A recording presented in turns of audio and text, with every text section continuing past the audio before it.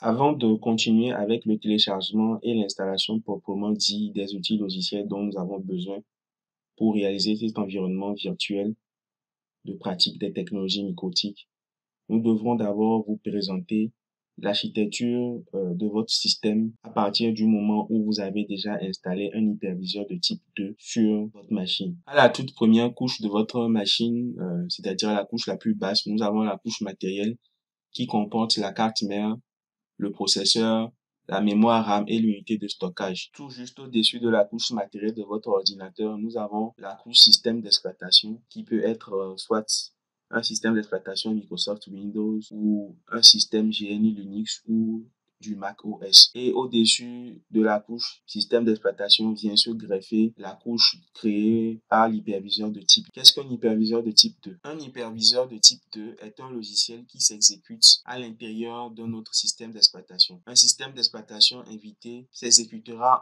donc en troisième niveau au-dessus du matériel. Les systèmes d'exploitation invités n'ayant pas conscience d'être virtualisés, ils n'ont pas besoin d'être adaptés. Voici quelques exemples d'hyperviseurs de type 2 que nous avons sur le marché. Il y a VMware Workstation, VMware Fusion, VMware Player, l'hyperviseur open source QEMU, Virtual PC, Virtual Server et puis VirtualBox d'Oracle. De même que Parallel Workstation de SWSoft et Parallel Desktop qui sont des hyperviseurs de type 2 destinés uniquement à l'environnement Mac. Nous tenons à donner une précision sur le type d'hyperviseur de type 2 à employer, car il y a plusieurs méthodes qui nous permettront d'implémenter un environnement virtuel pour la pratique des technologies microtiques. Le choix d'un hyperviseur de type 2 est relatif au fait qu'il supporte ou pas la virtualisation imbriquée. Qu'est-ce que la virtualisation imbriquée? La virtualisation imbriquée consiste à faire tourner un autre système d'exploitation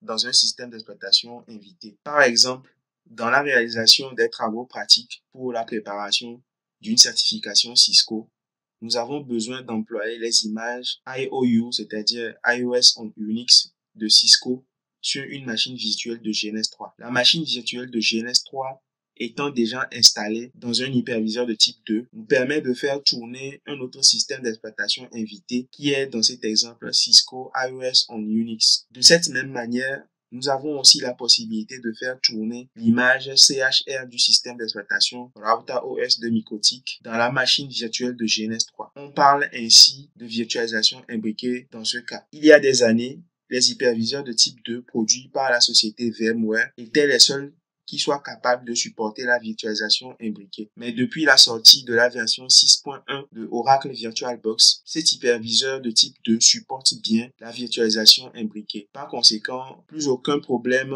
ne se pose quand il faut choisir un hyperviseur de type 2 pour implémenter un environnement d'atelier pratique grâce à GNS3.